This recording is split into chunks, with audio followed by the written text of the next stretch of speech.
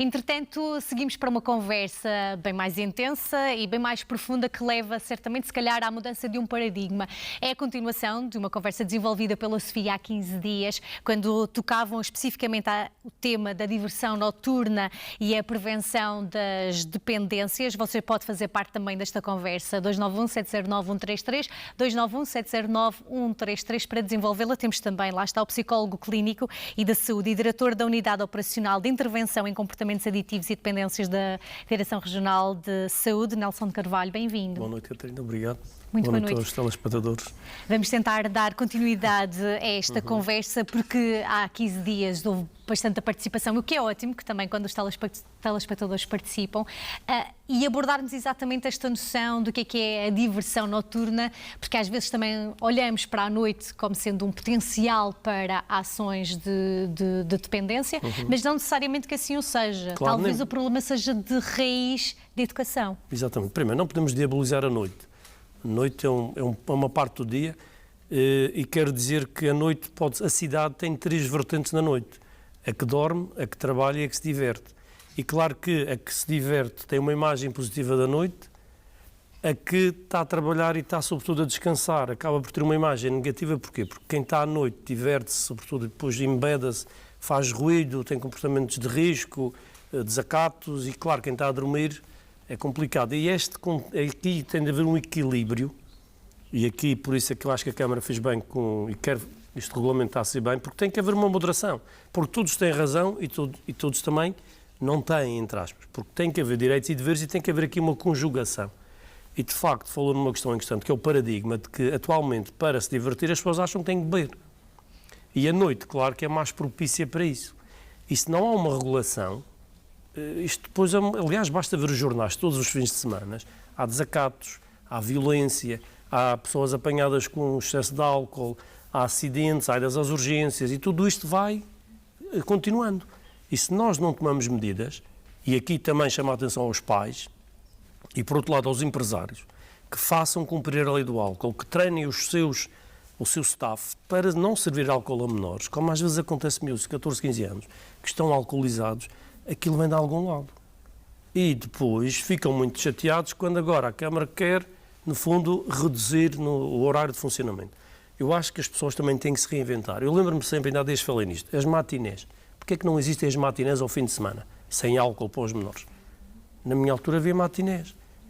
Foi algo que de facto foi perdendo ao longo dos anos. Porque lá está, a imagem do álcool é mais poderosa porque há muito dinheiro em jogo, há muita pressão, há muito lobby.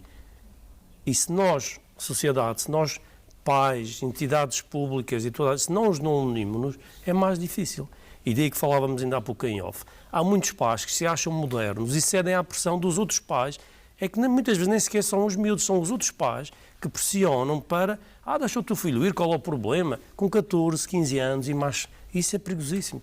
Estamos a pôr em risco os nossos filhos.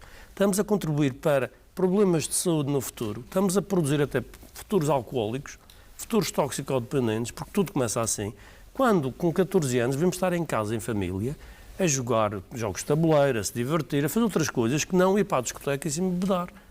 E é isto que temos a Porque lá está também, há tempo para tudo. Daí a própria lei o que é que determina quando falamos ao consumo de álcool e à entrada até esses estabelecimentos noturnos? Estabelecimentos noturnos é aos 16, mas para consumo de álcool é proibido facultar, publicitar, disponibilizar, vender álcool a menores de 18 anos. Só que muitas vezes as pessoas vivem-se numa era da precocidade. Ou seja, as grávidas querem parir mais cedo, os meninos querem sair mais cedo à noite, querem se emancipar mais cedo. Não pode ser. Há ritmos, há orientações, há regras que têm de se cumprir, porque senão estamos a pôr em risco os miúdos. Que impacto é que pode ter, efetivamente, este consumo mais precoce do álcool? Em termos, por exemplo, do fígado, por exemplo, logo, em termos do cérebro, porque o cérebro forma-se até aos 25 anos e está-se a desenvolver, e o álcool tem um impacto muito negativo, por exemplo, depois noutras questões, violência, sexo desprotegido, não é por acaso que as doenças sexualmente transmissíveis estão a aumentar entre os mais jovens, e isso tudo tem impacto. E nós, pais, somos responsáveis. Eu não posso exigir à polícia, eu não posso exigir ou o médico que está no serviço de urgência, que seja responsável pelo meu filho. Eu é que sou responsável pelo meu filho e eu é que tenho que cuidar dele, sob pena de que estar a prejudicar, para pôr em risco a vida daquele meu filho. E tocou até num ponto importante, que não é apenas para os mais jovens, mas transcende a qualquer faixa etária, o saber estar quando se toma álcool, porque se falamos no álcool é uma droga. Claro. A droga vai causar um efeito alterado ao organismo. Exatamente. Há pessoas que não sabem, não sabem, o organismo tem uma reação muito agressiva ao álcool. O álcool é um depressor do sistema nervoso central, mas inicialmente tem um efeito eufórico e dá uma falsa sensação de segurança que, à medida que vai batendo, desculpem a expressão, que vai fazendo efeito, a pessoa vai ficando, pode se tornar mais violenta, mais agressiva. Depois, por exemplo, tem um menor tempo, o tempo de reação aumenta. Depois, quando pega no carro, obviamente vai ter impacto, vai ter maior probabilidade de ter acidentes, vai ter mais probabilidade de andar em lutas, por exemplo, em homicídios, em suicídios, em crimes. E por isso é que é importante regular e diminuir o horário de funcionamento dos estabelecimentos, porque por cada hora que aumenta, a probabilidade disto que eu estou a dizer acontecer varia entre 11% e 43%. E é importante regular isto. Aliás, ainda a semana passada houve uma rusga numa zona do Funchal em que apanharam uma série de pessoas de tráfico de droga, não estavam habilitadas para conduzir, depois apanharam também a operação Stop, crimes, desacatos, e é importante prevenir, é importante, porque o álcool tem este efeito. E depois com o problema, o policonsumo, porque depois no meio de tanta gente aparece o tráfico de droga. Drogas ilícitas, como a cannabis, a cocaína e outras, as novas drogas e outras, que depois ainda aumentam o efeito e agudizam mais os impactos, os problemas que podem acontecer por causa desta situação. E aí, uma vez mais, as consequências podem ser não apenas o que acontece naquela noite, mas a longo prazo podemos estar a falar em colocar em causa a saúde mental. Por exemplo, é que há efeitos diretos e indiretos do álcool. Por exemplo, estou-me a lembrar, o álcool tem aqueles efeitos diretos que há a intoxicação, a agressividade, etc. Mas, por exemplo, imagine que tem um acidente, não vai trabalhar, a empresa vai perder produtividade, a seguradora vai pagar, a sociedade, no fundo, depois também tem impactos, porque criou-se uma narrativa também, que é importante chamar a atenção, que o Estado ganha dinheiro com o álcool e com o tabaco. Isso é mentira. Pelo IVA, pela taxa? Não, se calhar, porque... então desconstrua isso, até para as pessoas entenderem, porque, por exemplo, favor. O Estado ganha impostos, sim, depois a questão da saúde, os custos da saúde, os custos das baixas médicas, a falta de produtividade, a nossa comparticipação nos medicamentos. Por exemplo, o tabaco, que é o estudo que eu conheço em 2006, Portugal ganhou em impostos 1,4 mil milhões de euros. E nesse ano, só diretamente com os doentes do tabaco, gastou 1,9 mil milhões. Uau. Junto mais baixas médicas, que tivemos de pagar, junto com mais baixas médicas, essas pessoas não foram trabalhar, junto de fumadores passivos, crianças e mulheres, e junto com participação das famílias no tratamento. Isto é ganhar dinheiro. E no álcool é a mesma coisa. No entanto, passa-se a narrativa, o Estado está a reclamar, mas ganha dinheiro. É mentira. Nenhum Estado ganha dinheiro com o álcool e o tabaco. Isso é falso e é perigoso. Porque nós temos que consciencializar que o álcool, por exemplo, está cada vez mais presente em demências, em cancros e outras perturbações que depois vão ter consequências graves e nós é que vamos pagar isto tudo. Então, e Nelson, quando é que... Porque a Madeira, é certo que na sua história sempre teve muito este contacto com o álcool. Nunca foi visto como uma droga, de certa forma, não é? É cultural, mas que deve ser alterada, não é por ser cultural? É isso que temos tentado sempre, porque o facto de ser cultural não significa que não pode ser passível de alterar. E por isso é que eu digo, com esta mudança da parte da Câmara, eu acho que é bom, porque pode ser o início de alguma coisa. Porque nós temos tentado de várias maneiras.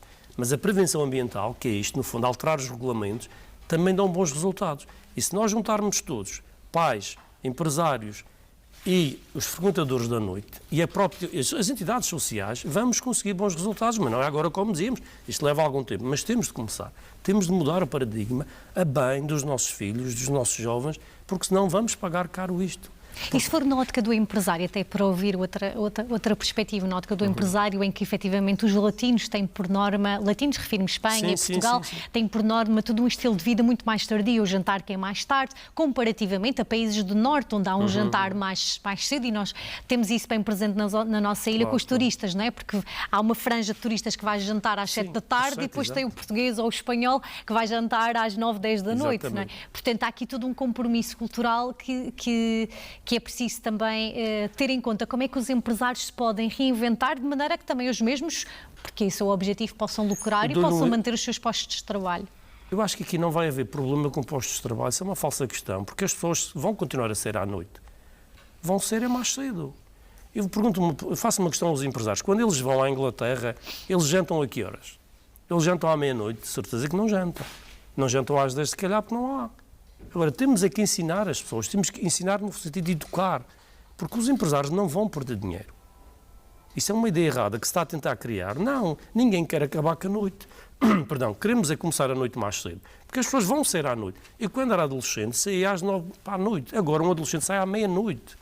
E isso é inconcebível. E é isso que nós queremos anteceder, para também tal balanço com os moradores. Por exemplo, imagine, os moradores estão na Zona Velha. Aquelas pessoas, a que horas é que adormecem?